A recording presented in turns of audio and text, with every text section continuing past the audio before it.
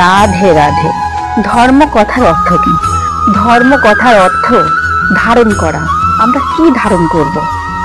যে বিন্দু রূপে রয়েছি, সেখান থেকে পরম বিন্দুকে কর্ষণ করা কেই ধর্ম বলে।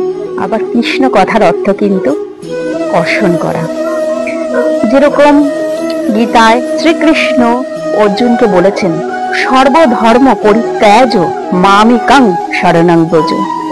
সেই ব্রজে যতক্ষণ না যেতে পারছি, অর্জুনকে বলছে যে এই যে আজ্ঞা চক্র আছে, ওই বিন্দুর থেকে তুমি কামনা বাসনা সমস্ত কিছু ত্যাগ করো।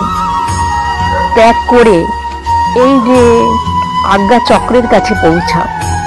কাম, ক্রোধ, লোভ, মোহ, মদ, মাৎসর্য, এই 6টা রিপুকে দমন করে আজ্ঞা চক্রের কাছে এসে পৌঁছাও।